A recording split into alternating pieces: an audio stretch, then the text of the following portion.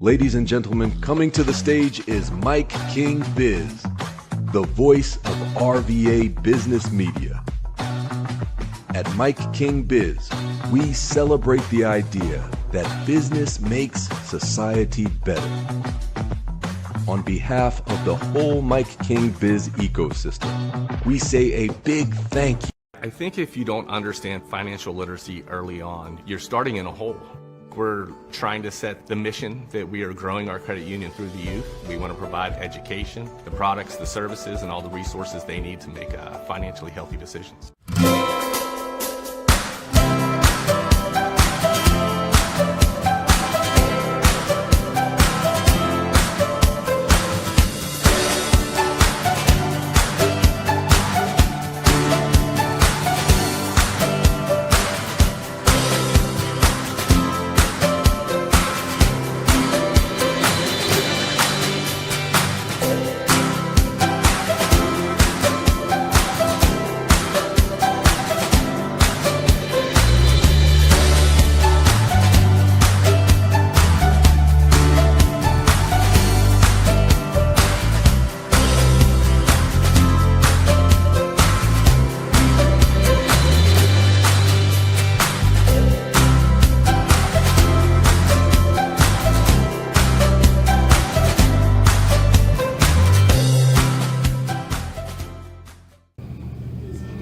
Business media brand coupling and connecting Central Virginia. It's home to MIKEKINGBIZ Radio. Producer of On the Mic with Mike RVA, which is on ESPN Richmond 106.1 FM and worldwide on IBG Actor. And connections equal currency. Mike, this is MIKEKINGBIZ.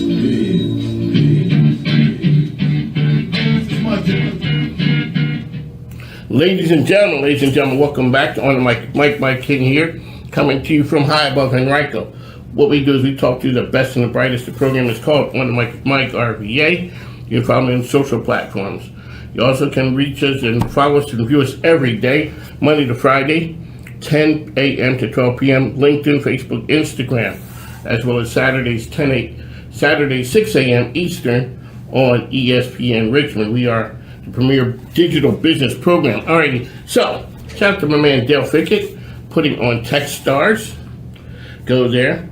I don't want to say it's a bunch of nerds in the room, but there's a bunch of nerds in the room. And and to tell the truth be told, I was a nerd before being a nerd was cool. But Techstars is like a really cool place where you see a lot of people with startup ideas, people coming together in the technology scene. Okay, we're there. I see a lot of things, and a young man gets up. The first thing I notice about you is you kind of had some style as a salesman. And being a salesman is just straight love for a sales guy. And he started talking about a program that he had designed. Hold on a second, man. No, that's not the one. So what I'm talking about is doom scrolling. Doom scrolling, yes. Doom scrolling. For the folks who are my age who don't know what doom scrolling is, it's that constant stop, you'll see something, yes, and you start laughing. Yes. You'll chuckle, and you were supposed to be done 10 minutes ago, and here I'm another 15 minutes, scrolling, I see something. So, sir, 1 second, tell us who you are and what you do. 1 second. All right. Wait a second, man. I gotta give you your props. All right, so tell us who you are. All right, my name is Bongani, and I go to the University of Richmond studying economics and data analytics. I am the founder of Driven, which is a platform that is helping college students to reduce doom scrolling by eliminating distractions on their phones during productive hours and giving them incentives to not be on their phones. Okay, so let me ask you, what was the idea to create Driven, and where did the name come from? So it came from the fact that for you to want to focus more and improve your productivity, you have to be a driven person. Can be driven. Yeah. So I was playing with the words there. You're a wordsmith. Okay, I like that. I like that. So how long ago did you get the idea of Driven, and what caused you? Were you one of the ones who was out there scrolling like crazy, or that? You're good with math, correct? Yes, I'm good with numbers. You've always been good with numbers. Yes. When did you? And that makes the rest of us who are not good with numbers kind of nervous, because when did you realize you were good with numbers and math? Well, 15 years ago, when I was in elementary school, Okay. I could calculate change. And my mom sent me to the grocery store to buy bread, and this guy tried to cheat on me with the change. So I was like, no, that's not my change. Give me some more. So he was like, oh, this kid is onto something. So he gave me my correct change. So that's how we started, and then we built it up. So when you're in school, you could see the other kids struggling when we got to the math problems. Oh, yeah. Their heads are smoking, their heads are on fire, and here you are going through it. Yes, definitely with ease. So a lot of people, they don't like numbers when they hear them, but I think numbers are the best way to explain anything. You can explain anything with numbers. Numbers, they say numbers don't lie. Yes, numbers The, don't lie. the numbers do not lie. Yes. Okay, so where are you from originally? I come from Zimbabwe, and I Okay. moved to the States for college. To go to what did you heard about America? And then when you got here, like, what was true, and then other parts are like, nah, they sold us a bill of goods. Well, the first thing that made me want to come to the States was because of the opportunities. So in most countries, because of how bad economies are and how bad policies are, you are rowing and sailing against a current. But in the United States, you're sailing with the current, or in some places, you're sailing in the still place. Okay, So your effort is equal to your outcome. so that's what you heard and believed before you got here. No matter how much you try here in the United States, there's always something that can make you succeed. Okay. For sure. Yeah. Is that how long you been here now? 4 years. Okay, is that still the case? It's still the case. It's still the case. America is still the Roman Empire of Okay. modern day, for sure. But if I speak on the social scene, that's when it's slightly different, of course. I realize that people are a lot more liberal in the way they talk. So back in my country, you don't address adults by their first names. Yes. That addressing adults by names is a new thing, and in the black culture, that didn't happen. That definitely did not. You didn't talk back. You didn't talk. Yes. You didn't talk back, and there were adult conversations, and you were not in it.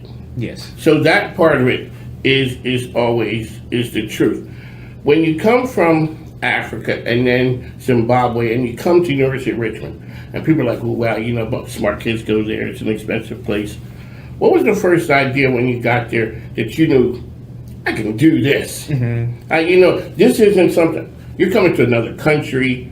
It's big. It's fast. It's prosperous. They got a whole bunch of people, and also you get there and like, you know what? The numbers are the same. The numbers in Zimbabwe are the numbers in America. So I'm good here. Yes. I mean, to be honest, the reason why I actually chose the University of Richmond was because of their prestigious business school. The connections are immense. The class sizes are smaller. And because of that, you can have personal relationships with the professors. They know you by name and by character. So when I got there and I see how welcoming everyone was, I was like, damn, this is a good place. This is a place. Yes, this is a place, yeah. So, but one thing I noticed was so much fragmented attention in classes. And what I mean is, I come from Zimbabwe where I learned English formally in class. And I don't know this street English or the conversational English. Yes. I speak school English. Yes. So I get there and I see that when people are communicating, the way they communicate is slightly different. So I use words like vindicatively or anticipatory in my conversations, and Sir. no one uses those words. No, they're not using those words. Yes. Yes. So you are going to stand out in a room full of bookworms. Smart. That's another term for smart bookworms. You're going to stand out there because it's a friend of mine I knew. He said things were comfortable, and like it's a guy told me English is an easy language to learn. It's a hard language to master. Oh, it is. Yeah. And on top of that, people come from different areas. Speaking in Pennsylvania is different than Alabama, different in Texas. People are different slangs. People are different. Their dialects are different. They may be saying the same thing, but it is totally different. So you went to Richmond, you went there economics Yes. and business. Yes. So what's the biggest thing that you learned so far being on campus over at U of R?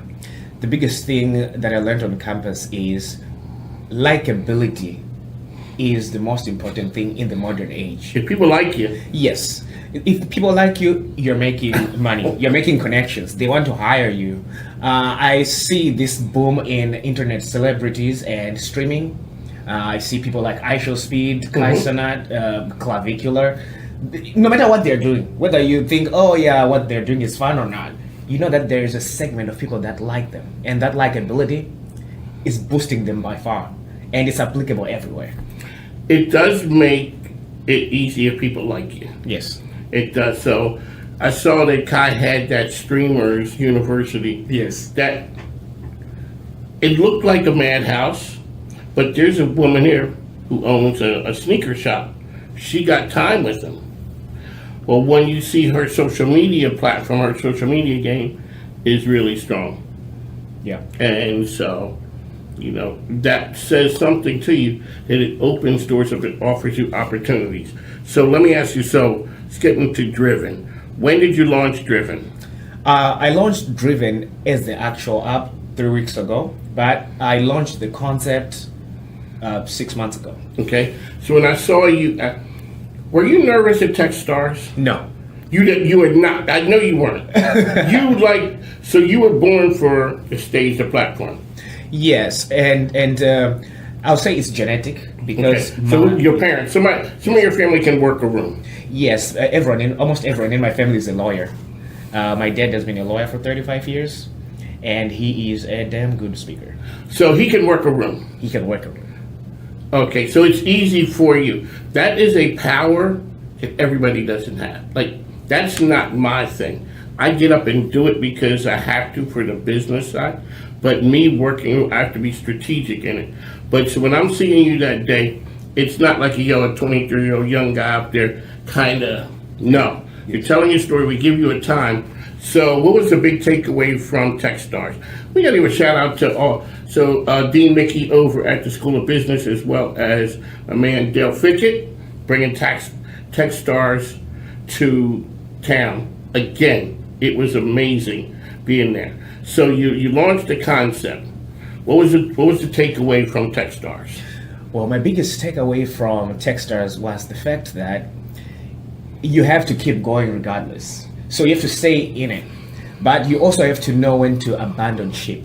There's the dead horse theory. I was speaking with someone there networking, and they were telling me that we are told that, oh, when you start a concept, you have to stick with it to the end. That's conditionally true. But when you're riding a dead horse, you have to know when early to get off it before you put so much resources into it. You know, so there needs to be a good balance between persistence and identifying what's working and what's not. So now, one of the reasons why people stick and stay in business, I shut this business down. The business is personal. And now all of a sudden I'm a failure. Yeah. Because I asked these young guys who were in the music business and they had clothes and merch. I said to them, when do you know to shut this business down and move on to the next thing? They said when the bread stops coming in. Then, you know, that's as clear as it gets.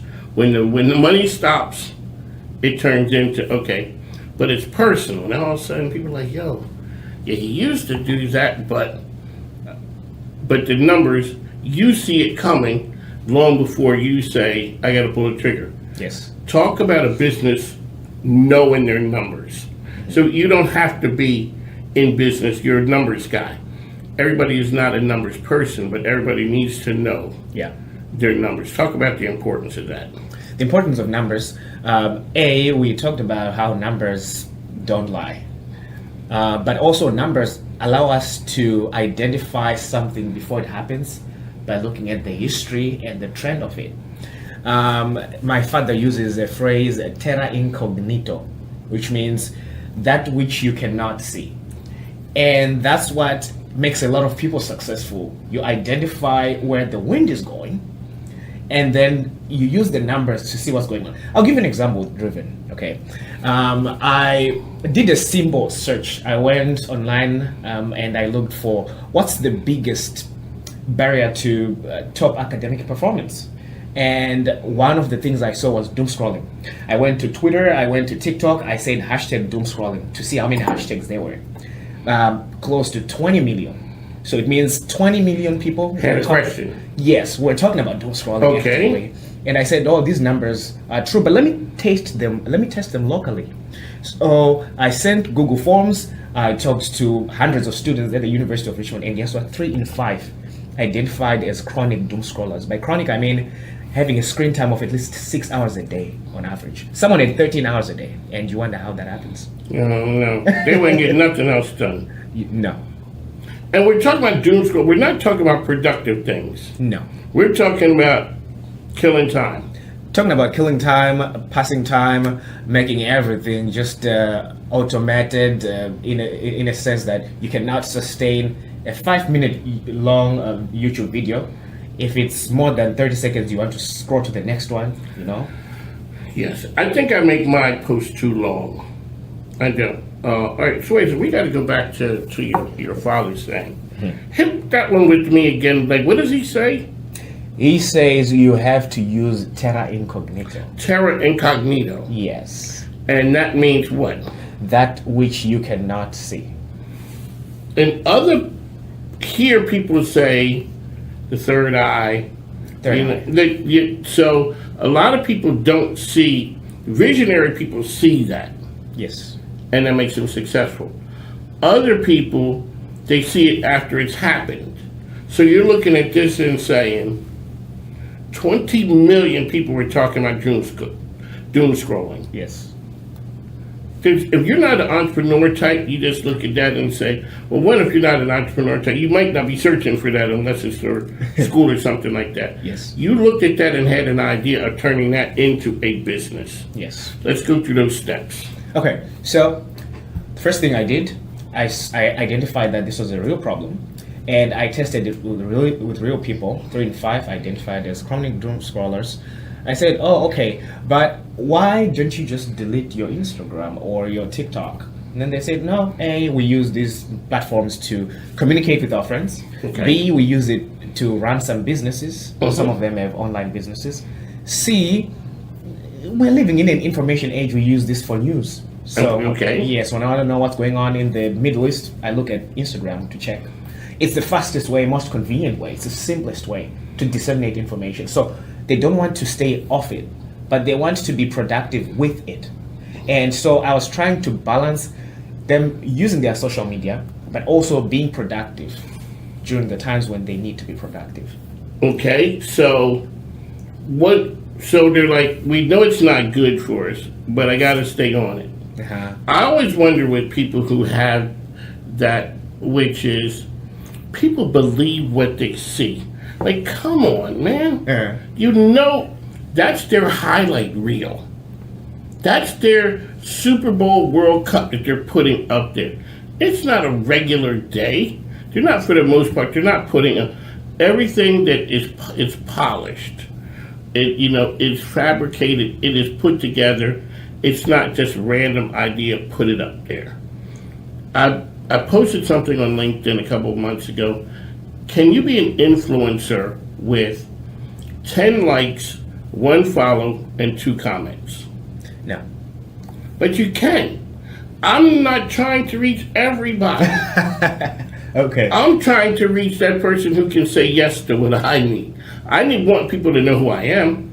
I want people, but it's not a mass. It's like CPM. It's not the cost per thousand. I'm not in the retail business. I could look at this and think like I'm in the wholesale business. More people would know me if I was better at that and I had 10,000. It would allow me to get to other people who are decision makers. But all you need is that one investor to be like, I like what you're talking about. You going through 10,000 other people starting scrolled right by. Yeah. Or heard you and walked away. And all it took was that one person to say, hey, that makes sense. And all you didn't need I call it a CP1. All it needs to cost per one. That one person who can change the course of your business. Definitely. I think every business these days has an inflection point. Yes. And it depends on what you define by inflection point. Maybe it's one investor seeing the idea and liking it, but still investors react to the ability to scale. Now, we have moved past a building economy. Back in 2010, you could develop an app and people will like the fact that you developed the app. But now everyone can develop an app, okay? Now we are in a scaling economy. How fast can you scale it? And when investors see that, oh, okay, you have 10,000 users, you have 50,000 people who are reacting to your content, they're much more inclined than when you have 10.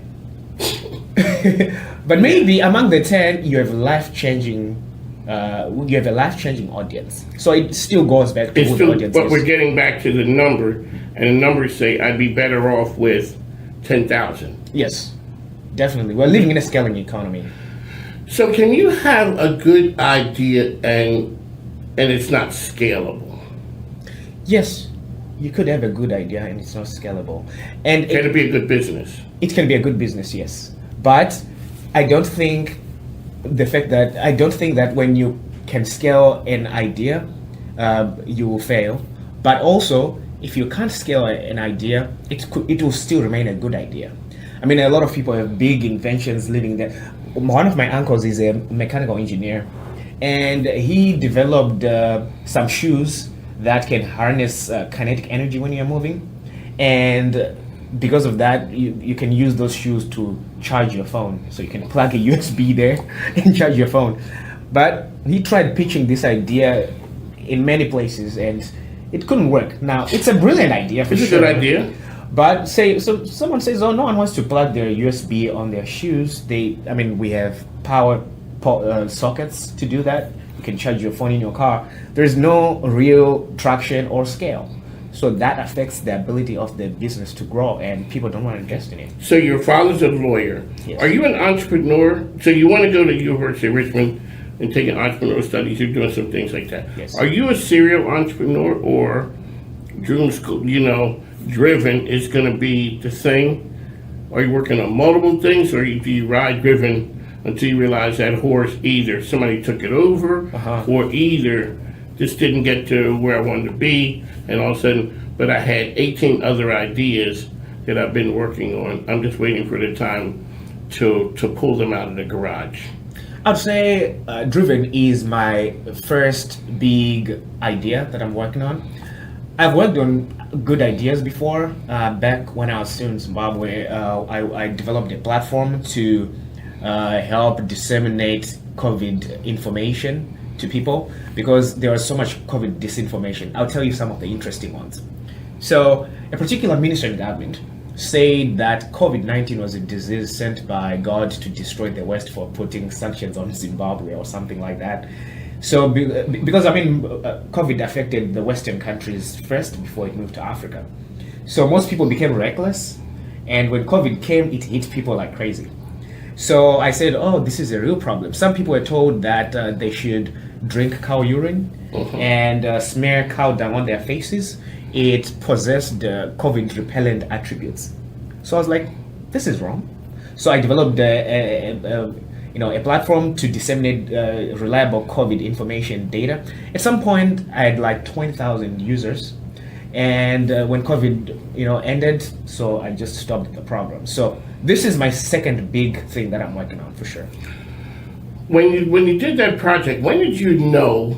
Okay, it started. You're a kid, it's like okay, wait a minute, man. When did you realize, hey, this thing is kind of catching on?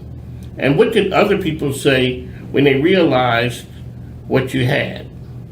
When people realized that this was a game-changing thing, I started to be invited to different platforms to share more about this. I actually won a few awards. I was second place in the whole African continent in terms of college business pitches with African Leadership Academy. that event was sponsored by the Bezos Family Foundation, and I won multiple national awards in Zimbabwe, a Role Model Award. Now, the point of these awards was for me to get a platform and tell people about using COVID-19 information responsibly, listening to verified sources, so that we can save lives. When you go back home, what are the top 3 things that people ask you about living in the States? Do you guys pluck money from the leaves from trees? Okay. Have you seen Beyonce and LeBron James? Have you met them? Okay. Yeah. And someone is like, what is it like to be in a melting pot? Even for people here, when you go to a different area, it's different, but a person says you can ride for 3 days and nobody asks you a question. You don't cross a border. You don't change money. It's all those things. It is American success and opportunities for people to come from other countries. What's next for Driven for you? What's next for Driven right now is to spread the word as vigorously as possible, reach every possible person we want to reach. We are targeting the 18 to 24 demographic because it's the most active on social media. That's the most valuable demographic that's wanted by billion-dollar technology companies. Now, I'll say that the most reliable social media platforms were made not just for people to access them, but for people to remain on them. They were made for retention. So we're using social media where the students are doom scrolling to spread the word about how to reduce doom scrolling and share them with this technology solution for it. How can people get information about Driven? How do people get information about Driven? We primarily use our Instagram account, we use LinkedIn, we use Facebook.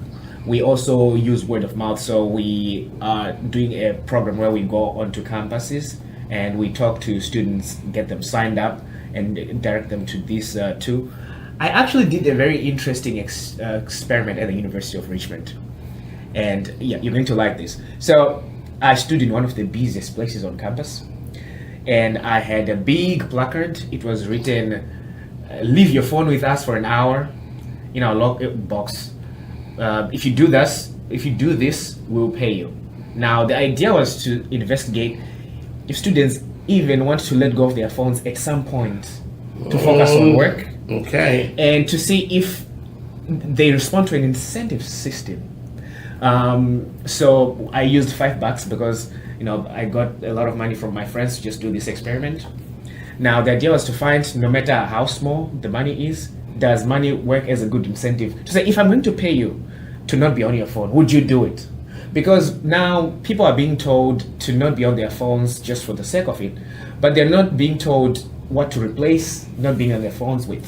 And that's what leads to them relapsing.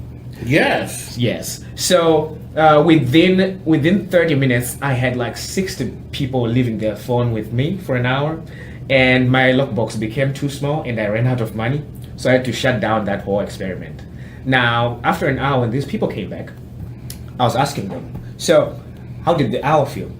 And 99% said it felt more productive. They talked to their friends. They did their homework that would take them 45 minutes, just 15 minutes.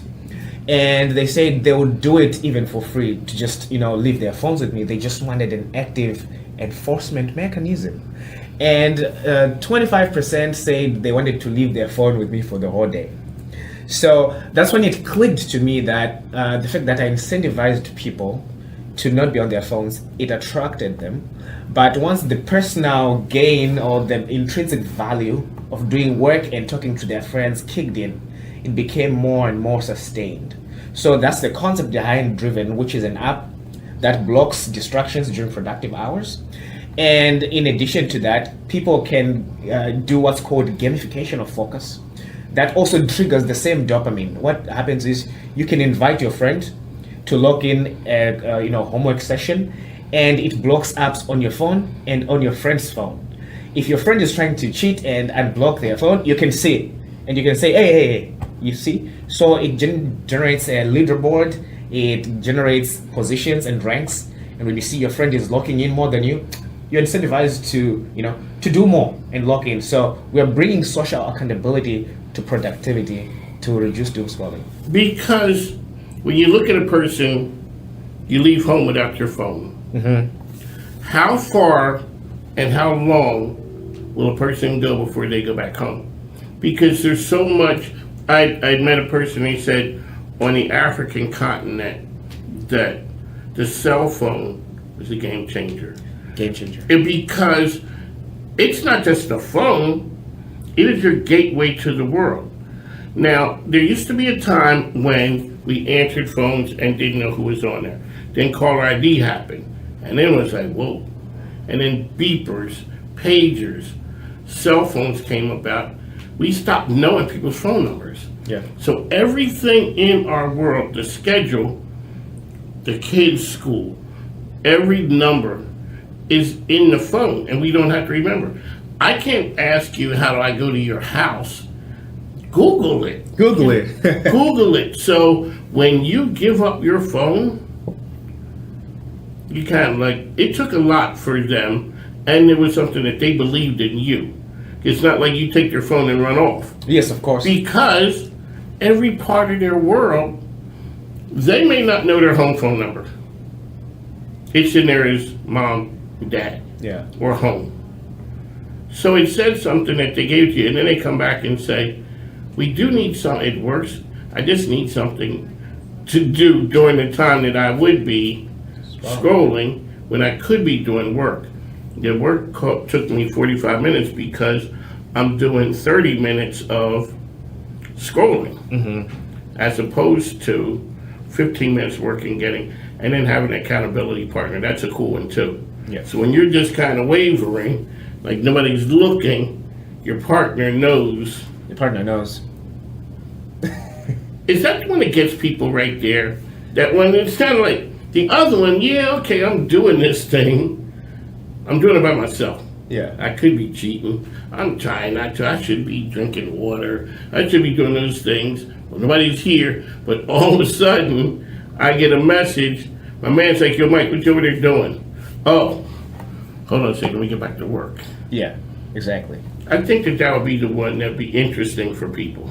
It'll be interesting. And do you know, surprisingly, so I went to Stanford to do a networking event with Roman Scott and Breakthrough Ventures. And during my networking, I discovered that there's actually another demographic, mothers with iPad kids.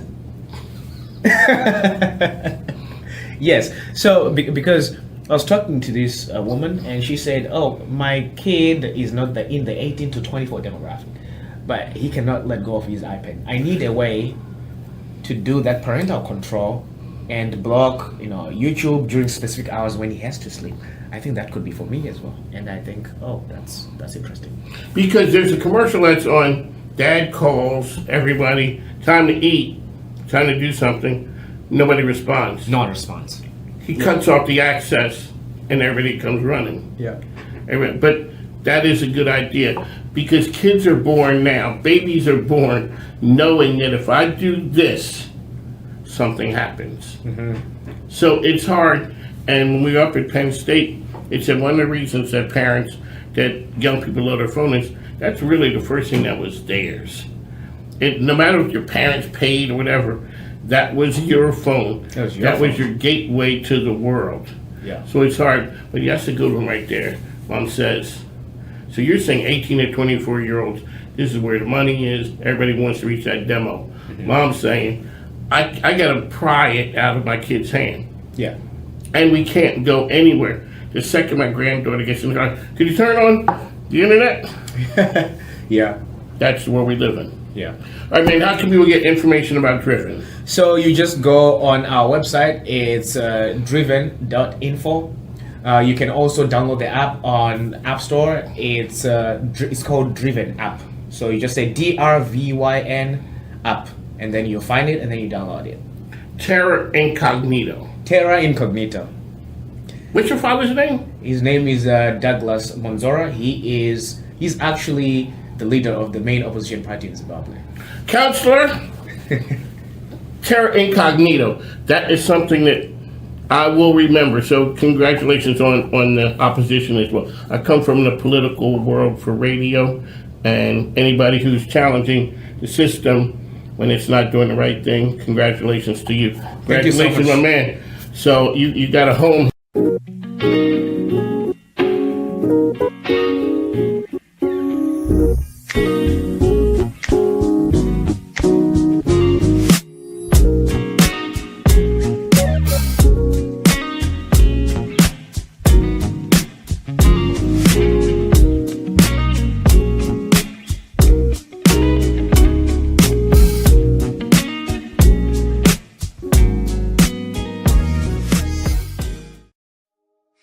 Close your eyes, let whispers unfold, a story untold, magic astounds. Lost in wonder, let your mind soar, where dreams take flight. Ladies and gentlemen, welcome back to On the Mic with Mike King here, coming to you from the Chesterfield Chamber Luncheon. I had to think where I was at. But yes. Okay, so we have leadership of the chamber. We have Kaisha McCrea. You're the past president. Is that who you are now? I'm the past chair, The the past board chair. chair. The Yes. past chair. Of like as of like 5 minutes ago. Yes. In July And so 1st this is your first past chair event. event. Yes, Because it before is. the last year, you were The chair the chair. of the board of directors. Correct. Yes. Yes. The big cheese, the big Head kahuna, honcho. all of those things. All right, so Kaisha McCrea is here with us of Growing Perspectives. Yes. I got it right. You got Yes, it right. We've known each other for some Okay, years, Mike. And Yes. then- I know, but when you have when you have the camera on you, all of a sudden you're like, wait, what's my name? What's my Where am I? name? Yeah. Right next to her, we have the good friend Anna Sothen. Hi, everybody. She is the human Rolodex of Central Virginia. Okay, so and what's your position, ma'am? Here On at the board of chamber? directors, Yes. So I'm a member of the board of directors in my second year. Yes. And then I was the chair of the membership committee as well, too. But I've now handed that baton off to Amy Hughes, who's doing an amazing job. There you go. Alrighty, Yes. so we're here today for the Chamber Luncheon. It is always a big event. Yes. And we're going to have a couple hundred of our closest friends. Absolutely. This is the place to be. So I say, if you know Kaisha, you know she has talking points. Yes, she does have the talking points. And if you know Anna, she does not. I do not. She does not have the talking points. I do not. Alrighty, Kaisha, let's talk about what's going on today and all the exciting things happening at the chamber. Yes, absolutely. So today, Mike has told you I have a few talking points. Yes. So today we are very excited to have a phenomenal panel talking about the state of healthcare. Love it. And it's being moderated by one of our board of directors who's actually our incoming, well, he's going to be our next board chair. Correct. Okay. And his name After is Beth Joe. Murphy. Yes, Yes. after Beth Murphy. Beth Murphy. So Joe Wilkins is moderating today's panel. So we have a phenomenal lineup. If you're not here, we invite you to check out the posts later today to hear more about healthcare. And I also want to tell you that the chamber is the place to be. I just met someone outside and they were like, oh my goodness, I came to just visit last month and they joined. So now they're Love a it. new member. Love it. So this is a place to create community, make new connections, Absolutely. support your business, and get further connected in your community. And I have to give a plug. This is one of our monthly gatherings, is our monthly luncheon, which is typically the largest for the is, chamber yes. monthly. Yes. A couple hundred people. Yes. But if you're looking for a smaller setting and you still want to network, we have a phenomenal chamber night out, which is July the 21st. Yep. So visit the website, sign up. It's a little more informal networking A little after bit more hours. intimate, less That's right. people, about 40 to 50 people That's that right. you'll see in attendance there. So, So we where invite you to is come on. where is the chamber night out? It is going to be at Burke and Herbert Bank. That's Okay. right. Oh, don't ask me directions. It's there, Huguenot, Robius, that area-ish, right? Yes. Okay. And if our directions are a little off, just go to to the the chamber's website. website. You can register. And once again, that's July 21st. It typically starts at 5:30, wraps up around 7. Okay, that's the place to be. Yes. The chamber night out. It is always a good place to be. So one of the things we always talk about is chambers are always thought of chambers of commerce, old stuffy men smoking cigars, Not. being there forever. It's Not not, this like one. that. No, No, not it's this not. one. So, Kaisha, you've gone from being a new member to chair, Yes. not a past chair. And I remember when you started, now you're on the board of directors. I remember coming in, like, you don't know that many people, and you Yeah. can get to know a lot of people. I always tell people the Chesterfield Chamber did change my business. Absolutely. That's awesome. It Agreed. did. Because Same. all of a sudden, you get to meet people. Yes. It is the ultimate place to know somebody. I Yes. agree. Yeah. And knowing Agreed. there's a value in knowing people.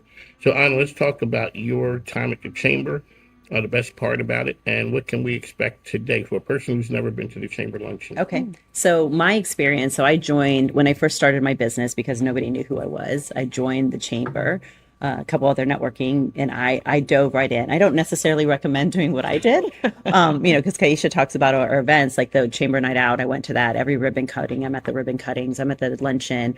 I wanted people to know who I was, right? And so I wanted to be able to walk into a room and be like, oh, hey, I know you.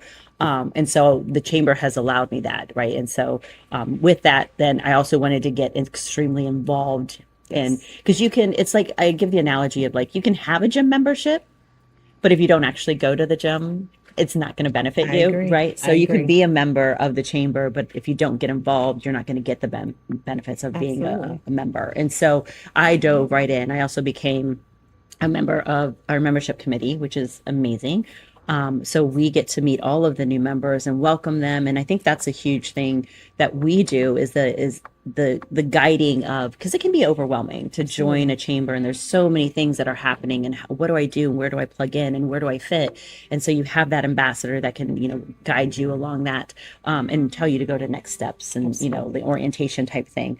And so I did all of those things and how can I give back? Because the more I give back, the more I'm going to receive. And so that's how my story is. And I go to all of the ribbon cuttings if I'm in town, the chamber night outs. I love being around people and just getting to know different individuals, what they do, what their passions are, because the next time somebody says, I want them to think, hey, let me call Anna, because Anna knows the person or Anna knows the person who knows the person. So anyway, so that's been my journey. What was the other question? What are we doing today? Right. What kind of person expect for the chamber luncheon? So the chamber luncheon can be a little overwhelming for somebody who doesn't like to network or is like more of an introvert. Yes. If you can't tell, I am not an introvert.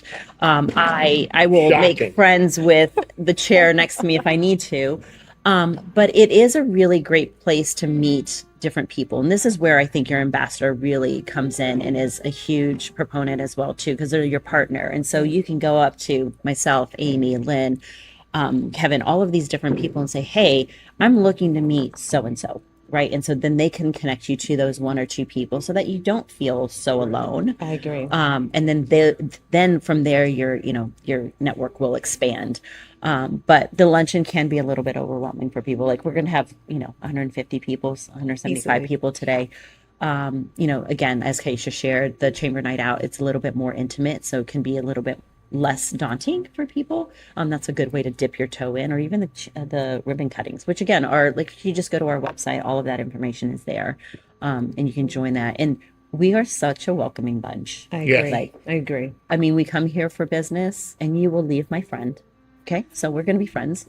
So just know that. agree. I will probably hug you. I will figure out how many kids you have and where you live. But that's what I have found is that, yes, it is a business community, but it's really, truly partnerships, right? And relationships. And that's what thrive. That's where we thrive, I think, is those. I agree. covenants. Yeah. I agree. And I just want to echo one item that Anna mentioned is relationships. 100%. So when we talk about networking, we think of that when we think about the chamber luncheons and mixers and events. It's about networking, but the core of networking is relationships. 100%. And that's what you see. So Yes. that's what you can expect. I would say also is that I may have met you this month, but likely you'll see me in 2 months. Right. And then we can continue to talk. And that's how I met different people too, just meeting them over time at the luncheons. Yeah, absolutely. There And we don't go. be afraid to just go up to somebody and be like, hey, I like your energy. Can we go Yeah. and just grab a coffee, right? Yes. And just get to know somebody one-on-one.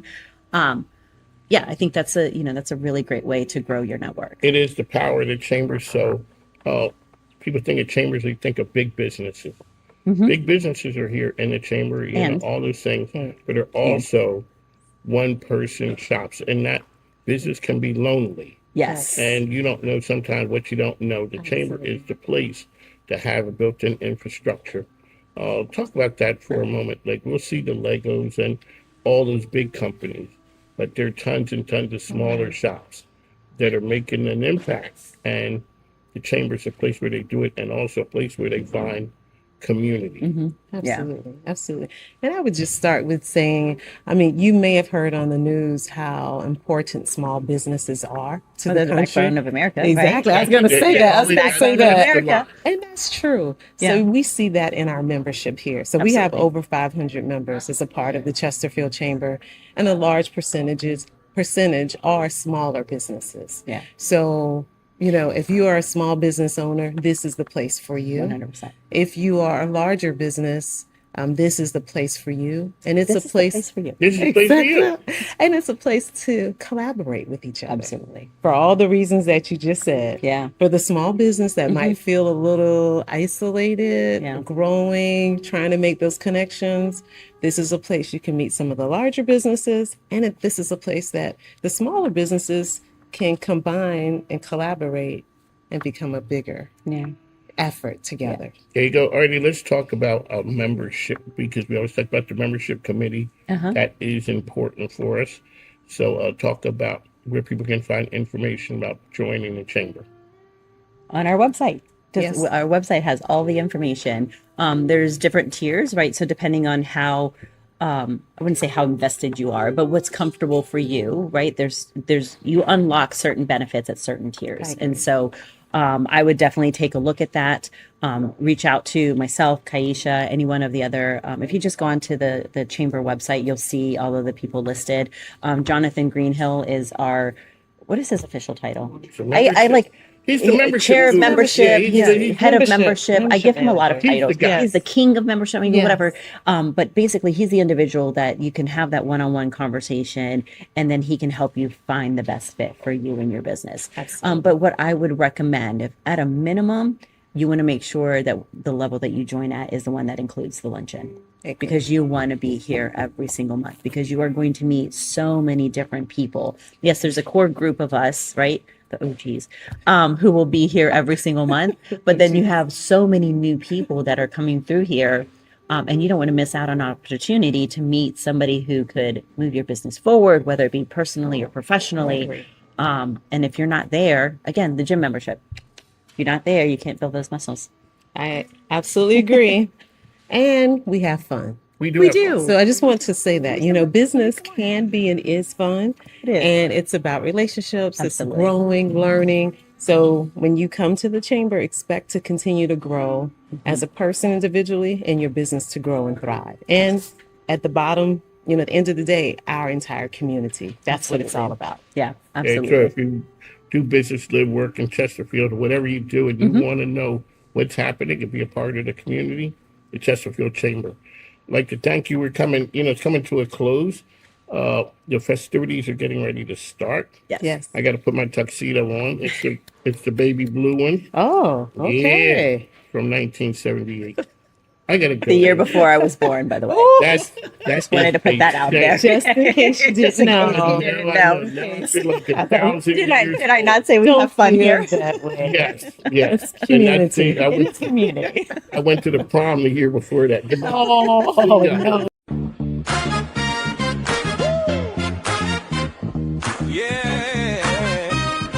Yeah. Just what up and it's all good. I gotta make me a bid. Yeah. Mike King Biz. Yeah, he run that lane. Richmond City know the vibe, they respect that name. Mike King Biz. Every door unchained. If you talking about the bridge, he the one that came. Mike King Biz. Yeah, he run that lane. Richmond City know the vibe, they respect that name. Mike King Biz. Every door unchained. If you talking about the bridge, he the one that came. Big Mike in the city, he the plug, no doubt. If the deal need power, he the one they scout. Partnerships pop when he bring folks out. Got the whole RBA saying that's what I'm talking about on the mic, on the streets. Yeah, he move that way. ESPN in the club, putting numbers on play. Business community, he blend all day. Make a stranger feel like family the minute he say, hey, Rich Richmond stand up, who connecting y'all? Mike King Biz. Yeah, you get that call. Mike King Biz.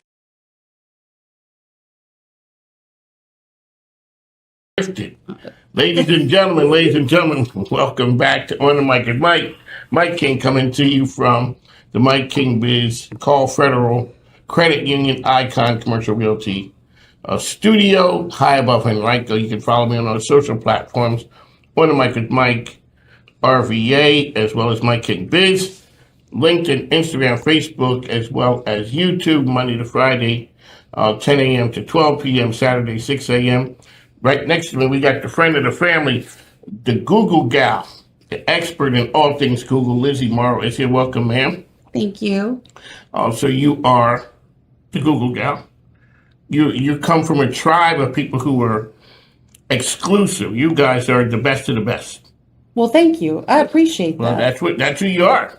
We're a premier partner, so that's a pretty big feather in our hat. It is. There's Very a lot of proud of people that. out there talking, but you guys are the best of the best. Thank you. Okay, I'll Lizzie accept Morrow, Marketing.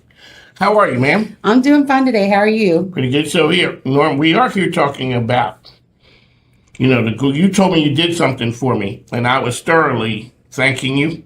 Not exactly sure why I was thanking you, but it does stop the police from showing up to the door. Or a lawsuit. Or a lawsuit. Thank you. So yeah, we got your website in compliance, which means you are now ADA compliant. Okay. So you have an ADA overlay on your website so that people with visual impairments can still visit your website and read it. The other thing that we did is we got you a cookie and consent management policy, terms and conditions, and privacy policy. Because you had told me, you had told us last week that I may not ever step foot in North Dakota. Right. But I could get in trouble in North Dakota. You could if somebody in North Dakota visits your website and then their government has strict laws. So each state has different laws on this, and there's a different level of strictness. I would say California and Virginia are right there in the most strict. Really? Yeah. So I think the offense is similar to like wiretapping offenses. So it's pretty serious here. So I would say you could get potentially fined if you don't have those privacy policies, cookie consent management on your website. You need a cookie banner So where the person says they get to accept or reject those cookies. It seemed like that was a pain in the neck. Why? It wasn't a pain in the neck for you. I put it on there. Ladies and gentlemen, that's what happens when you get partners like that. I'm talking about, man, when I go to a site and I see that and I'm asked that. Actually, You told me it's good for me. it's actually good for you. So there's some data out there where it kind of like acts as a filter. Like if somebody seriously wants to visit your website, it kind of filters out the people who are just kind of cruising around versus the people who literally want to do something with you. So don't look at that as a bad thing getting in the way. No, it's a good thing. It's a good thing. It's kind of a filter. Like, do you want tire kickers or do you want people who are in it to win it? That is true. Lizzie Morrow is here, third marble. So I bet there are a lot of people around who have websites now who are just running around uncompliant and not even. Yeah, they're not even aware. So, That's me. Until you told me. Yeah, there are a lot of people who just aren't aware. It's really on the business owner to know. But since we build websites, we want to take that extra step and inform our clients of what's going on. The decision is theirs, but we make them aware of what's happening and what's going on, and they can go from there. Lizzie Morrow, the Google gal is here. That's not the Google part right there. That's not the Google. That's an offshoot. Yeah, the Google part of that would be your ads aren't going to perform very well if your website's not in compliance with the law. Google doesn't want to, move you up in the rankings if you're not compliant. So that it does have a negative impact on your Google ads if you're running Google ads. So And so also, there's a benefit to getting it, especially if you are running Google ads, besides protecting yourself. there you your go. business. Lizzie is here talking all that has to do with Google. And so the one thing is you said, be compliant because it could hurt you. It could hurt your business pretty badly if you were to get fined. So I've heard some stories out there. The ADA, somebody got fined for $15,000 for not being, ADA compliant. And I'm now starting to hear more stories about people in different states getting fined for not having that cookie and consent management or cookie policy, cookie banner, and consent management on their website. So it's becoming more of a thing. So it's imperative for people to really take a look at that and think about adding that to their website. It's to protect their business. So, and really, one last time, explain to people that this is not a problem. This is not an inconvenience. This is something that's serious. Because like I said, I looked at everything. Man, here's that box again. Do I know? Do I want to or do I not? Yeah, you do. If you're serious about looking at what that business has, you need to accept it. Just go and look. It's not a big deal. They're just tracking you. They've been tracking you for a long time. Exactly. Anyways. Now all of a sudden I'm open. What's the difference? Exactly. I'm videotaped, photographed everywhere now. I'm not taking it anymore with this one thing. Don't worry about it. Yeah, don't worry about it. Just I'm do being it. tracked already. Just do it. Yeah. That has left the bar, ladies and You got gentlemen. privacy in your life. Exactly. I'm kidding. No, But you're not. it's- We're no serious. Yeah, we don't have any more. That's right. That's right. So, I mean, it's not stopping people from doing business with you. If anything, it's going to build, it's like, oh, this is a legit business. They're following the laws. They're compliant. Okay, so you have something big that's coming up. People a lot of times take summer off. I got a couple of things. You got a couple of things. So, people don't take summer serious. It's like, okay. I take summer seriously. When we get to September, everybody's going to be revved up. And you are kicking off September with Third Marble. You guys do something. Back it up. Hold on, ladies and gentlemen. Okay, 1 second here. Where's the rewind button? No, you're not allowed to touch this one. I tried to go to September. You told me to put it in reverse. Okay. Where are we at? Are we in July? No. But you just had something. August. I just had Alignable. So August. Alignable. Yes. RVA After Hours. Was amazing. It was amazing. So we've got a pretty good showing these days, and we would love for people to come in August, which is our next one. It'll be from 4 to 6:30. I'm sorry, 4 to 6:30. Okay. At O'Toole's on Forest Hill Avenue. That is going to be on August 4th. August 4th, which is the first Tuesday. So we always meet the first Tuesday of every month. Love to have you out there. It's open networking. Just come bring some business At cards. the world famous O'Toole's. Famous O'Toole, the OG O'Toole. That's right, not the other one. Not the other one, the one on Forest Hill Avenue. Don't go showing up over there, wonder where the party is. No, you're going to miss it. And then to celebrate back to school, back to school is not just for the children, it is also for business owners. Yes. So September 8th, which is also a Tuesday, we will be hosting our in-person, in-office workshop. It's Google Business Profile Workshop. So to me, Google Business Profile is kind of like SEO 101. So we'll show you how to optimize that profile so you can get the maximum benefit out of it. People don't realize a lot of times they can actually, for engagement and completing that profile and working it the right way, you can actually get free leads from Google for that. So, I mean, we all want to invest in advertising. This is an investment of your time for a moment, and come out and join us for 2 hours and learn how to optimize that thing so you can get some traffic. And you'll meet other business owners who are there. And you'll meet other business owners. And bring your computer, because you guys are walking because I left my computer, it's at home. I'll remember everything that you told me. Yeah. And then I get to the car and I forget. Exactly. Yeah. So it's interactive. So bring your laptop. If you have questions, I've got team members there who can answer them right on the spot. So this is, an interactive class. We don't want you just sitting there listening. We want to help you while you're there. So, bring your access to your Google Business Profile, open up that laptop, and, you can learn a lot in that class. And if you have a specific question, I can send somebody over to talk to you. That's because that's the Google experts are in the building. They are. So that's from noon to 2, September 8th. What do you guys trying to be in the Titans of Tuesday? You guys owning Tuesday? I'm owning Tuesday. Yes, ladies and gentlemen, Lizzie Morrow is owning Tuesday. So you have the lunchtime there where you're going to get your Google assistance, and the next or so you're over there having Alignable. Yeah, so I'm dedicating my Tuesdays to helping your business grow. That's what we're talking about. Alignable. So the last time that you had the last one, it was amazing. You said how many? You cut it off at? Well, we didn't cut it off, but my official head counter, said he quit counting at 55. So I don't know how many people were there exactly, but it was a really good turnout. I'm very happy. A lot of people made some great connections that evening, and we want to continue that role. So there you go. Lizzie Morrow is always doing some amazing things. So Alignable, the date for first Tuesday every month. And then we have the back to school soiree.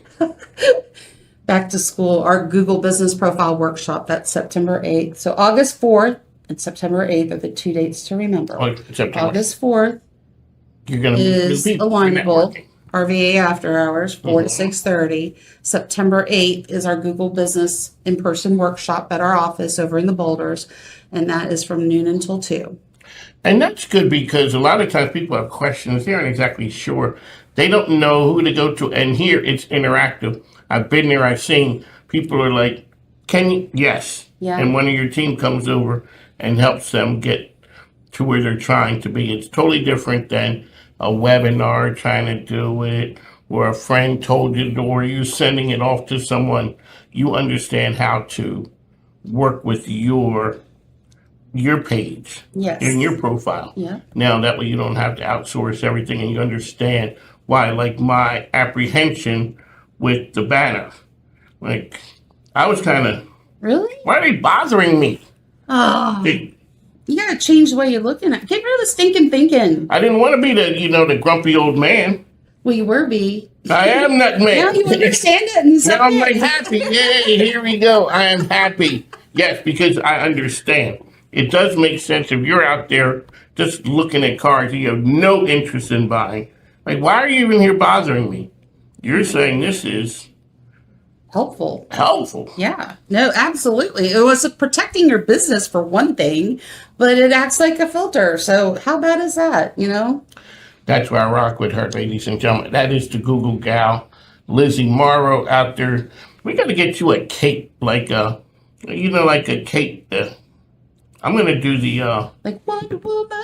Exactly. You're out there saving our business. Actually, like, my favorite is Wonder Woman. I love her. We didn't have 9 bazillion things back in the day. No, Wonder Woman was. No, but I actually got to meet Linda Carter back in the day. I thought that was pretty cool. Ladies and gentlemen. That was like my one superstar encounter in my life. Okay, really quickly. Where did you meet her? Up in Potomac, Maryland. And you knew it was her right away? Oh, yeah. Are you kidding? Yeah, she's Wonder Woman. Exactly. Linda Carter. There you go. But then she didn't know she was meeting the Google gal. You know it. I was the future Google gal. That's Lizzie Morrow out here. August the 4th, September the 8th, Alignable on the 4th, the workshop on the 8th. It's a place to be. How do people get information about those two things? Well, Alignable, we have our LinkedIn page for the Alignable Alliance of Richmond. Feel free to go look that up on LinkedIn. As far as Third Marble goes, if you want to reach out to us, we have a website, www.thirdmarblemarketing.com. And that's not a third 3, that is spelled out. ThirdMarketing.com. This is Petersburg today. This is Petersburg getting together as a family and making sure our residents are taken care of. Today, citywide, we're providing groceries for our community. The reason behind the food distribution is all of these cuts in food stamps, so we have to make sure that our community is fed and fed well. The need is so broad, but the city of Petersburg has come together to provide and serve. It's all about service here. Community service never, ever stops. People gave to me. All right. There was once where I had nothing, and people poured to me. So I like to give back to others. it makes other people feel good. It makes us feel good. You know, everybody needs some help at some period of time. This will occur once a month for the next 6 months, every first Monday of the month. And then in mid-month, we will serve our own senior communities, which are 5 individual facilities. Everybody need a hand up, not a hand down, but a hand up. And we're here to lend a hand up. It's what we stand for, but most of all, this is my ministry. God bless. It started with family. I mean, we all lived in the same neighborhood. We made sure that our neighbors were fed. We made sure our neighbors were taken care of. And when I moved to Petersburg 23 years ago, it's like moving from family and back into a family environment. The arms opened really, really wide for me, and I can't say anything other than thank you, Petersburg, for all you do, and that's why I do what I do.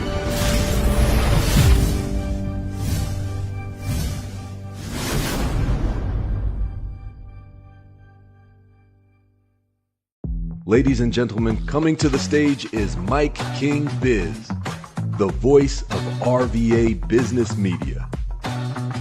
At MIKEKINGBIZ, we celebrate the idea that business makes society better.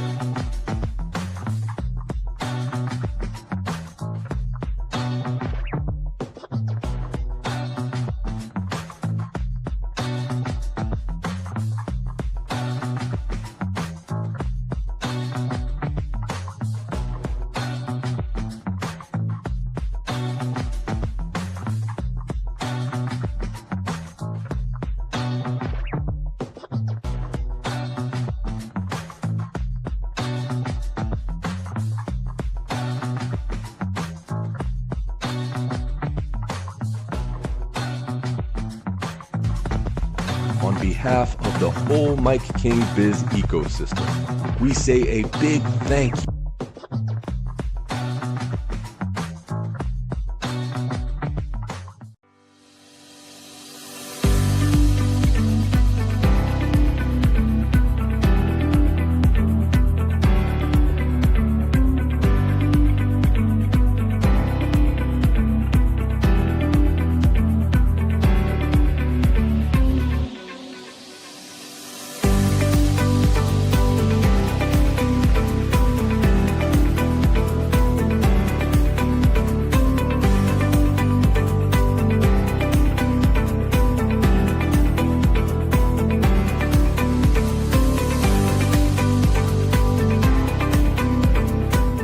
Figure out what you're good at and then figure out how to teach that. And one of the things that I would encourage to do in that aspect is record yourself doing whatever you do, document it, and then attempt to pass that on to somebody. And if they have a whole bunch of questions, that means that you need to redo what it is that you've given in terms of instructions. The culture piece is huge, making sure you know whether you're going to hire on skills alone or culture fit as you grow the organization.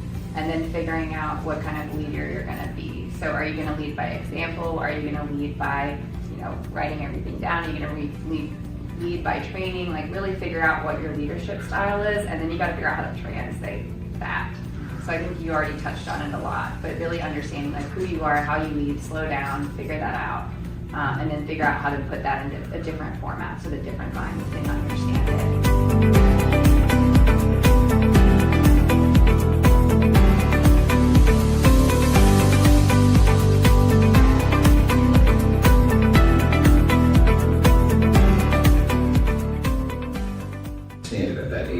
That you're a thinker. I was like, what are my things? I don't know what that really means.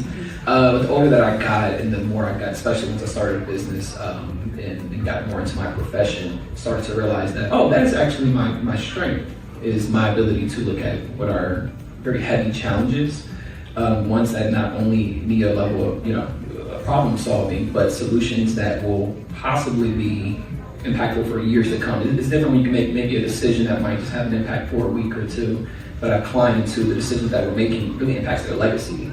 So that level of heaviness that comes along with it, but having someone who is not only thinking for potentially that person, but the people who it will impact. So being a thinker is what I realized was my thing, and I think that having a family who very much poured into that and put me in spaces to be able to tap into those skills.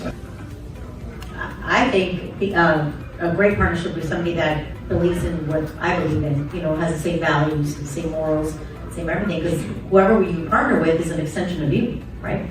So you have to remember that. So I think what doesn't work is one-sided collaboration. That doesn't work, because then, it's just not a good idea.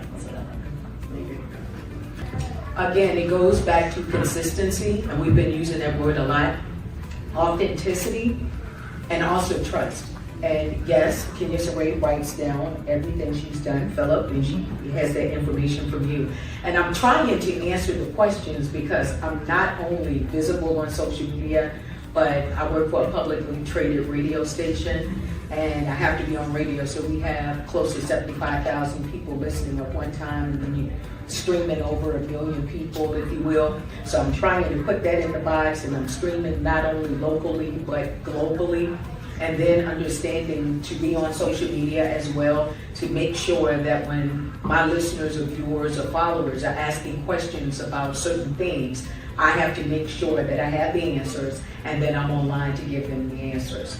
That's one thing. But I'm also in the nonprofit space. So with the nonprofit space, my nonprofit is broken up into 2 phases. So we have the entry. The entry is, if you've ever seen it, I do send a kid to camp. So we send kids to camp all summer. Then we make sure we provide scholarships for kids that are going off to college, and Christmas, and just basically everything holistically about our teens. But if something happens and our teens fall through the crack, then they'll be on the re-entry side, and they might have to go through the correctional facility, and we put them in the housing. So what I do is any information that I have, any new information that comes in through Virginia's General Assembly or Virginia Department of Corrections, and whether it's for the family member or actually the person, I have to make sure I get that information out. So there's no way I cannot be visible on social media or in radio. We have several events that are coming up, and that's what I'm supposed to do. I have that on social media as well. And then I have a daughter who's a musician. And her being a musician, and she's a first-year college student, her major is broadcast journalism. And so she's a reporter now. She applied for that, being a reporter, so she calls me a lot about certain things. Mom, we're having coastal flooding in Hampton. I said, Ann, just put on your galoshes and walk along the shore. She was like, what? Mom, come and get me. No, you want to be a journalist or reporter.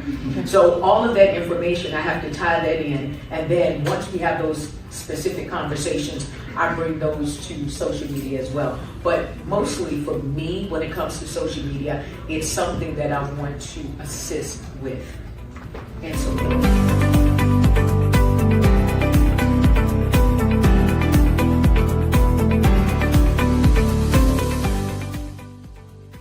I know everyone's talking about AI, but if you can learn how to set really good parameters with AI and understand how to leverage the tools of AI, you will be able to move so much faster regardless of the type of business that you're running. It helps with mentoring, and I think it helps with building each other up to a certain extent. So going back to, my background is women in business, right? And we've just gotten to the table. We've only been invited to the table in the last generation. So there is so much we don't know.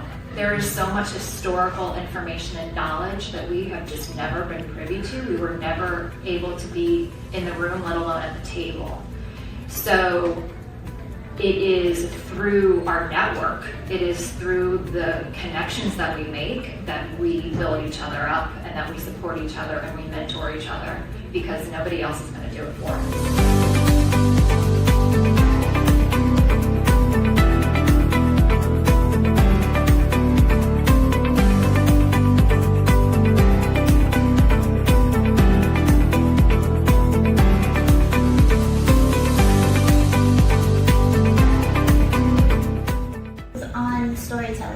Understanding your why and being able to explain who you are, what you do, why, and why it matters. I think when working with clients, a lot of times they have this great energy, they have these great ideas, but when it comes to that one question, well, tell me about yourself, or why do you do what you do, they kind of freeze up. And I think that's probably one of the most difficult questions in an interview as well, is tell me about yourself. And so I think really being clear on being able to define your why and being able to tell your story. I think that is first and foremost. So before you get on any platform, before you launch any type of campaign, understand why you're doing it and understand exactly how to tell your story with value. First off, in my head and my notes, it was planned out a year prior. Summer before, launched it in January. Fashion Week took place, a teaser, in March. And then after March, the people were like, are you gonna do Fall Fashion Week? So it's already demand there. So began in June, planning for October, which was a great success last week. So the mistakes I've learned is probably going to be, a lot of times, it's going to just be with hiring the right people. Often, I know me, I have a heart of giving opportunity, so I'm like, oh, they got potential, let's work with them. So I'll tell you, talk to more customers sooner. Before your website looks pretty, before the baby is walking, before anything.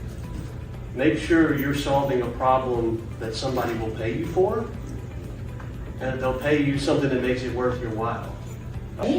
Get to know who you have around you, right? So we're hungry to help you guys. Every single day, we're looking to different ways to make your life easier. You need a line of credit, you need a loan, you need an auto loan, whatever the collateral, whatever you're using for, come to see us. Don't wait for us to always, maybe send you commercial information or, on your phone, hey, there's a lot of big banks out there. And there's a lot of community banks like ourselves that are called Federal Credit Union, right? And there's another credit unions out there. So get to know your banker. Get to ask you questions. What do I need to be successful?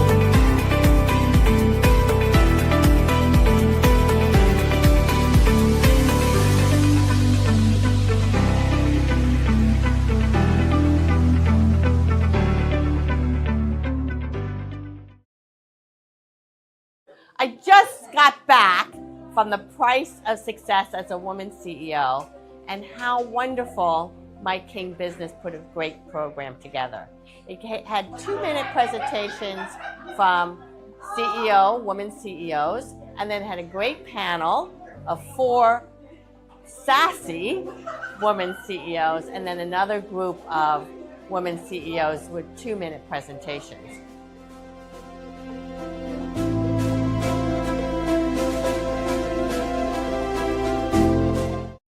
Ladies and gentlemen, on the mic is Mike King here. This is a road trip right here. This is like the Beatles came to town. I'm rocking with Catherine O'Donnell, Richmond Region Tourism. Yes, this is a road show. So we came to Colonial Heights, and we're kicking this road show off because Richmond Region Tourism does a bunch of great things, and we're taking a trip around to the jurisdictions. That way we can showcase all the great things that they're doing.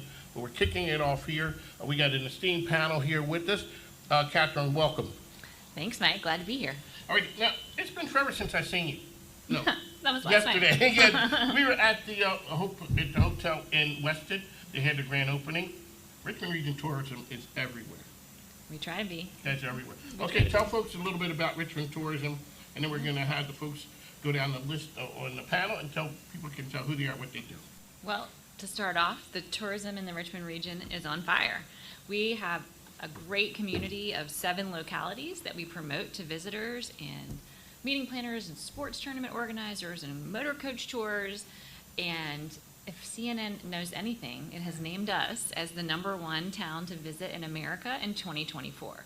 So we are so thrilled with how well tourism's going, and that has a lot to do with the awesome things in our region that we can promote, like this Berry Tractor Museum and our friends at the Chili Peppers and all the wonderful things in Colonial Heights. One of the things, and shout out to Jack who explained, and Anthony Romanello and all people, the impact that tourism has on economic development. Yeah. People don't realize when people come to town, the mayor's shaking his head like, yeah. People don't understand that. So we're going to go down the panel. We're going to talk about all the great things happening. Sir? I'm Bob Severage. I work with Keystone Truck and Tractor Museum. And this is your house we are in. Well, we're glad to have you here. Always glad to have you here. We enjoy working with Richmond Regional Tourism, So it's always good to have people that want to help promote what's going on, not just in the Richmond region, but more specifically right here in Colonial Heights. We work very closely with Mayor Kachuba and the other members of City Council, and it's a great place. There you go, Mr. Mayor. Yes, Greg Kachuba from the City of Colonial Heights, the mayor. We're excited to be here. Good to see you again, Mike. Been a part of Richmond Regional Tourism for about 2 years, right? What a blessing that is to be part of that organization. We are high on economic development. Of course, Bob brings the Tractor Museum, which is a great draw for us. And then we have, I know you're going to hear about the Chili Peppers, who play at our Shepherd Stadium, our historical stadium. And they were just recently got a lot of national attention with their Cosmic Baseball, which brings a lot of people into the city. Some stay in our hotels and eat at our restaurants.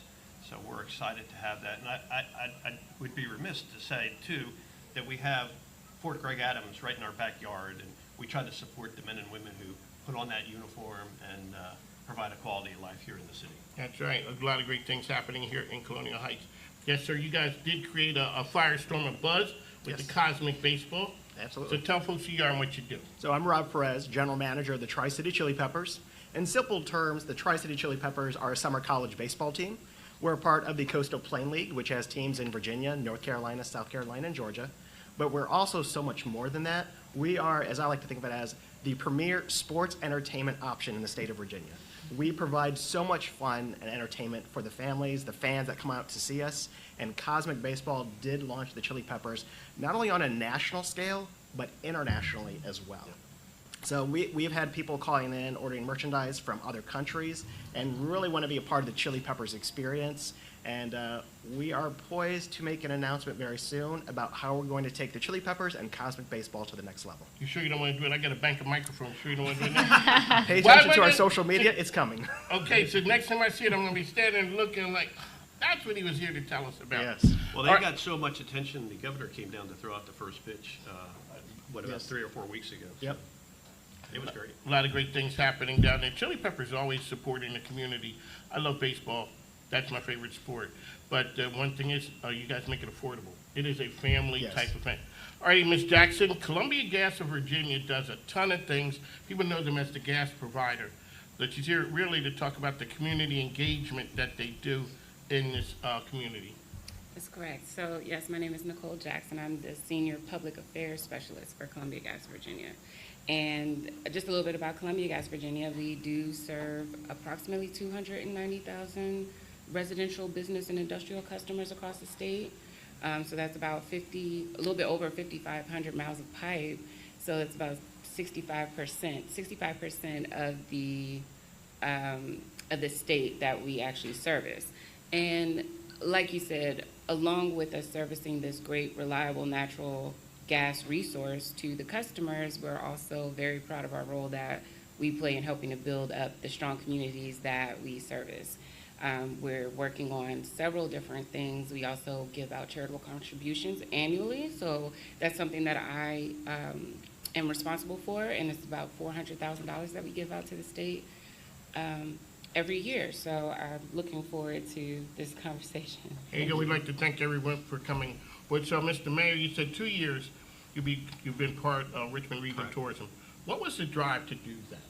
Well, we also wanted to expand economic development, and being part of Richmond Regional Tourism, they're going to hone in on, Virginia State has a multi-purpose center where concerts could be held, big sporting events, and that would be a big draw for people coming into the city, staying in our hotels and our restaurants. But just being a part of that organization, where we get plugged in, we get advertised, we get notification of who we are. So we were excited about that.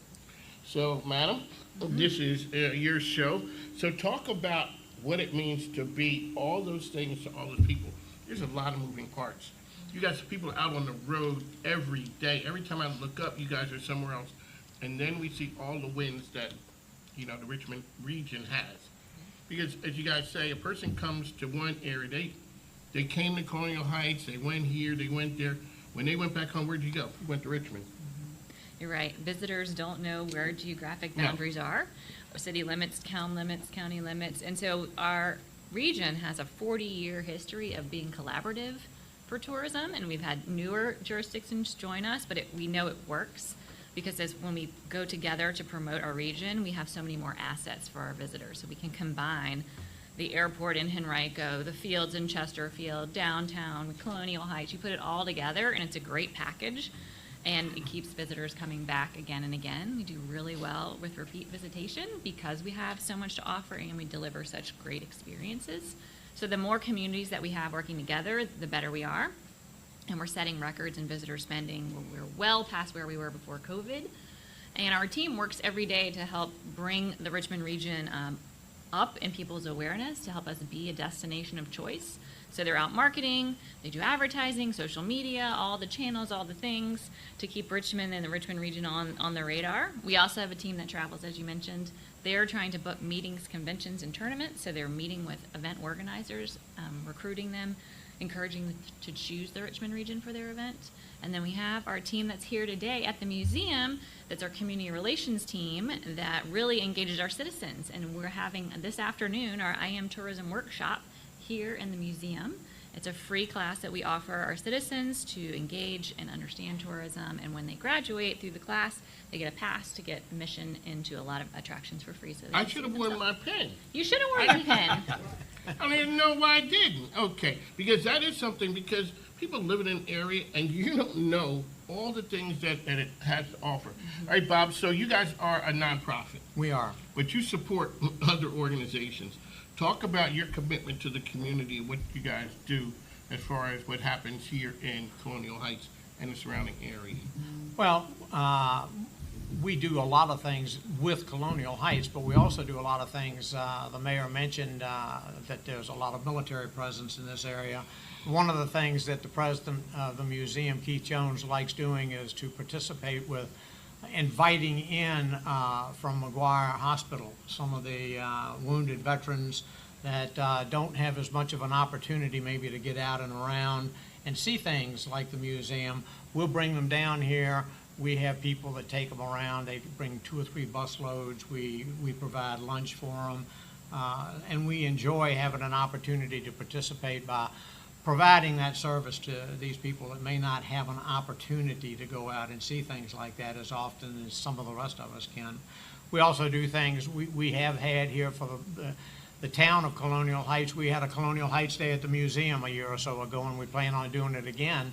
It was a great opportunity because you hit the nail on the head. There's so many people that don't even know this museum exists, and they live right here in Colonial Heights. And so we like to have events that we can have where we invite the people of Colonial Heights to come in and participate and do things at the museum. We have a Halloween function that is for the local kids that we do with another one of Colonial Heights' businesses that happen to have a whole bunch of those big trucks, and they come in and the kids get to climb around on them. And so we try to participate in as many things as we can with the local community. And you see the look on people's face when they hit the door. Let's talk about that. You know, it's a people ride by. I've seen this building, I don't know, 1,000 times. People who live here have never come here, and all of a sudden they come inside and they're like, whoa.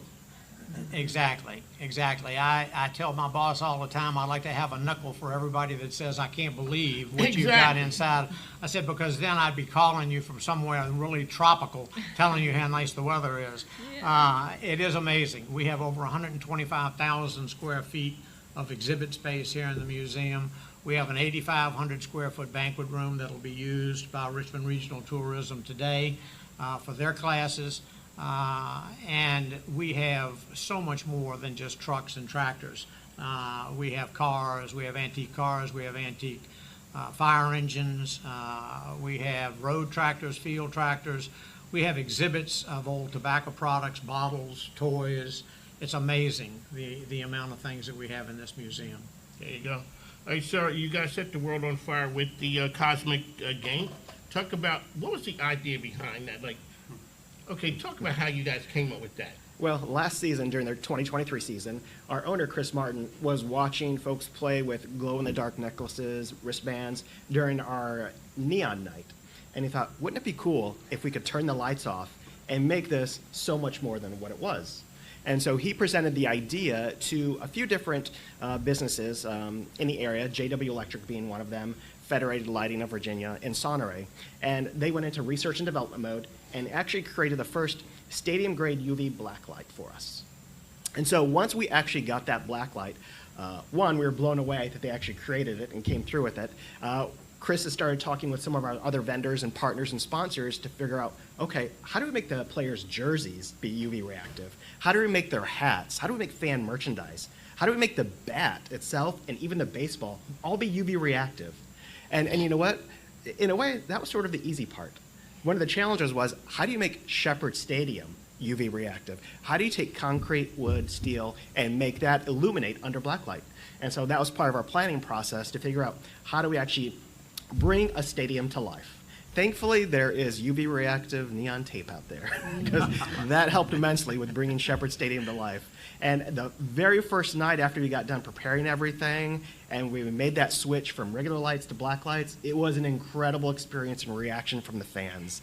And after that game and after we had revealed our jerseys, everything went crazy. Everybody from all across the country was calling in to figure out how to get tickets, how to get merchandise. Media requests were coming in from ESPN, The Athletic, CBS Sports, Yahoo Sports, the MLB Network. We grew up big time this past season, and we even had the MLB Network come here and do a special for a segment for one of their shows called Play Ball. And so that got a chance to not only put the Chili Peppers more on the national map, but also Colonial Heights in Virginia as well. And so that was a great opportunity to give back to the city and let people know where are the Chili Peppers? Colonial Heights, Virginia. That is where it all started. Okay, go ahead, go ahead, man. I just want to add, their success puts an action plan on the city. We're going to have it on our retreat coming up in January. I was talking earlier. We got to look at additional seating, locker rooms, restrooms, parking. We're going to renovate Roanoke Avenue. I don't know if you know about it. That's the street that goes into it. It's about a $5 million project to renovate that, put new paving, water, sewer lines. But yeah, so we extended their contract through 2028. We want them to stay in Colonial Heights.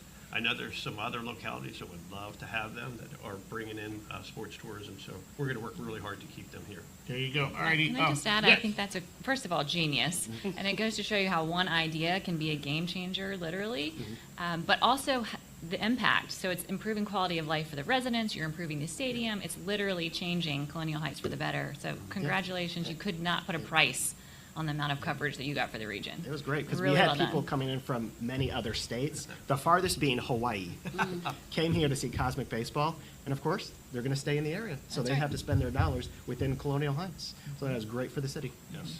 It's when we talk about something like that, it is an immediate impact. It is an organization, it's baseball, but we really don't see the impact. So, Ms. Jackson, when we talk about Columbia Gas, it's just like the gas provider. That you guys provide the gas. People don't even know. As long as when I hit the switch, you want it to be on. You don't think about what it took to get there. Talk a little bit about the other parts that you play that the people are shocked with, like, you guys do that? Right. So, right now, that is what we're trying to do. We're trying to change that awareness. We're not just the utility company that heats up the house or heats your water. We want to show that we actually care about our community that we serve as well. And part of that is to, like I said before, we are giving to nonprofit organizations. We're looking for ones that share our mission. We have a few pillars that we try to focus on, including basic needs and safety, because we are a safety company. So if we find an organization that is geared towards safety and also just the basic needs of human needs, we would like to partner with them. That also goes for STEM and energy education. We have organizations in the community that want to provide our youth and just community members with that type of knowledge. We are an energy company, so we want to support them as well. Environmental stewardship. We want to help organizations that preserve and protect the natural resources and in the environment in the state of Virginia. And then also, we are a diverse company. We are striving every day to remain that way, so we want to work with organizations that have a DE&I focus, diversity, equity, and inclusion. So on top of that, this year especially, we've been heavily focused on workforce development. So just in the Petersburg area, for instance, we've created a program called the Energy Youth Program. This is for high school students, rising juniors and seniors that are coming out of Petersburg High, Hopewell High, and other surrounding areas as well. But we just had our first completion of that program for the first time. 15 students graduated through the ambassador program. And in that, we had a specific curriculum where they're learning about Columbia Gas and Energy. And they learned about natural gas. They learned about regulatory. They learned about the customer assistance programs, like for billing. And they also talked about customer efficiency. They met with engineers because a lot of the high school students have an interest in engineering. So then we also gave them professional development skills. They went through mock interviews, and it geared them for the next steps in their career when they're ready to interview for their job, interview for a trade school, a college, whatever they want to do.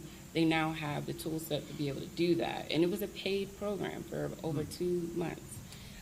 So the goal for us, though, was that at the end of the program, and we'll do this every year, at the end of the program, they go out in the community and they are now ambassadors to be able to share that information that they learned. So it really puts it to the test. How much did you absorb, and how can you now be ambassadors on behalf of energy and especially Columbia Gas of Virginia? So on the mic, we're down here, Richmond Region Tourism. It's the Road Show. We're here in Colonial Heights. Real quickly, could you talk about basic career in energy? What that we're going to go down here and just talk about some possibilities of when you see whether females in energy or the part that tourism can play. So real quickly, because we got Catherine's on a tight clock right there. Her, the mayor, they got to go, Mike. Let's kind of, because we got this I Am Tourism big event happening. But talk really quickly about that part. About the women? Women, yes. Or opportunities in the energy field. Right. So actually, just a little bit about my career in the energy. So I have over 10 years in natural gas, but part of my resume was that I was a construction supervisor for a few years. Really? I was out in You were that kid who was, when you were playing, you were the one who knew how to build things? Yes. So I don't. So yes, I did that, but it was a shock for a lot of people, my parents included, that I would want to do something like that. But really, it was a lot more interesting than you would imagine. And what we want to do is promote that. We want to show that women can also work in our field positions. Those are entry level. They're considered entry level. For service and plant, we are doing some outreach with our partners like YWCA and other women organizations to see, do these women that are looking for employment, are they aware of the opportunities that Columbia Gas has right at their back door? So we do have an outreach initiative for that. And like I said, we are very motivated. We have a plethora of departments that people would not think are in the energy industry because it's not the most attractive industry. The youth especially don't think about it, but we really do have a vast amount of different varieties of jobs. Like myself, public affairs, communication, marketing, large customers. We have engineering. We have technical sides of it. We have, like I said, the hands-on, the field experience. We have construction. So we have plenty of women that are working there, but we want more, and that's what we're trying to do. There you go. That is the energy field, right, sir? The life of a baseball person. Let's talk about, there is the game on the field, but there's also the part that goes with it that ends up turning you guys into, something that goes viral. Yes. And so that takes a lot of work on the back end to be that creative and also bring in the people who have the skill sets to be able to help make sure that everything on social media looks of high quality, to make sure that the experience we create for the fans in the stadium is the best it can be. And we do that particularly through our internship program. And so we go out, we recruit from not only universities in Virginia, but my goal is all across the United States and internationally as well. And so this past season, we had over 35 interns who represented 30 different universities from 17 different states. And so my goal is to continue to increase that and get some more international interns, because we did have last season one from Scotland come and join us. So we are trying to take the Chili Peppers to another level when it comes to letting people know who we are, what we do, and where we're located. And so the more we go out there and educate people and make them aware about the Chili Peppers, the better it is for Colonial Heights, because that means new people are learning about us and wanting to come here to be a part of the experience. Real quickly, touch on the part that minor league baseball is affordable for families. Yes. And that's something that we've been discussing, particularly throughout this off-season, as we look at ticketing packages for next year. Some people could be like, well, you hit Cosmic Baseball, so you're going to jack the prices up a lot. No, we don't want to do that. We still want to make it affordable because the great thing about Shepherd Stadium is it's very much a different setting than, say, the Diamond in downtown Richmond. It's very neighborhood, family-oriented environment. And so families are the key for success for the Chili Peppers. We love it when they bring the kids out there. The kids have a great time. They can run around in the stadium, in our kids zone, while the parents are relaxing, and that is our core demographic, reaching out to those families. So we've got to keep it affordable for them. Favorite pro baseball team? I've always been a Chicago Cubs fan. Yes, lots of pain through that. No more pain. I'm a Phillies fan, so there's I'm sorry. exactly. You know what we know what pain is. Yes, we do. All right, so Mr. Mayor, let's talk very quickly about public service. People going into that and the impact on why we're here in Colonial Heights. Public service in regards to... How do we get to next you? Oh, that's great. We have an election coming up in November, and City Council has 4 seats that are open, and 7 people are running. There are a couple of younger individuals running, which is great. Try to get a diverse City Council. I think the more diverse you can and different experiences or professional experiences you have on council, the better it is to resolve issues and problems and have a vision forward. Right. So, but you do have to, they have to get out. They have to get plugged in and volunteer. And public service comes in more shapes and forms than just being on city council. We have all kinds of boards and commissions that they can participate in. We're always looking for individuals to serve in all different ways. There you go. Catherine, let's talk about hospitality. Beth Murphy was here earlier. It is something that is taught over Bryan and Stratton. Let's talk about the opportunities for people in hospitality. And the reason came here today. Mike, in our region, the hospitality industry employs 26,000 plus people of our neighbors, and that has so many options. So it could be a GM at a hotel. It could be somebody cooking in the grill cafe here. It runs the gamut, and so many people that if you think back to your own journeys, I know I was a server at one time. Many of us have worked in hospitality, and we like to say that hospitality teaches people how to people, especially in a world where we have a lot of remote work happening and folks who've been learning digitally. So it's a great way to learn the interpersonal, the customer service skills. It's a great career path. But we rely on thousands and thousands of people in our community to provide the memory-making experiences and service so our guests come back again and again. We partner with VSU. They have a hospitality management program. We've been partners with them for probably 15 years or so, and we actually award several scholarships a year to students in that program. We also partner with a lot of the local high schools through their CTE programs to help. Really, the goal from Richmond Region Tourism's perspective is to help young people consider hospitality when maybe it hasn't been on their radar previously, as at least a great way to start a career, even if they don't spend their entire career in hospitality. But it's a wonderful field, and coming from the place where we get to promote the whole region as our job, I feel lucky every day that that's what I get to do for a living. Well, you do have a cool job. I do. Really quickly, so you've been in tourism 20, how many years? 22 years. So Jack had been there he had been there forever. Talk about putting your stamp on the organization now, and I guess the importance of continuation. Like, that we're keeping things the same, but they're different, but also the power in continuity. Yeah. I think the way that the transition works, if for anybody who doesn't know, our CEO, Jack Barry, retired on June 30th after 35 years with the organization. And really, he started thinking about succession planning almost 5 years ago and created the executive vice president role for me to assume to really oversee some areas in the organization that I hadn't worked in previously and lay the groundwork for a transition. So well, he did such a good job with that when he announced his retirement back in January, the board also selected me as a successor all at once. And so then I had one announcement with all of it happening at once, which was so great because that gave us a 6-month runway before he retired to bring the community along, to honor him at our annual meeting, and for me to lay out my vision for the future. So really for us, it's not so much about coming in and changing.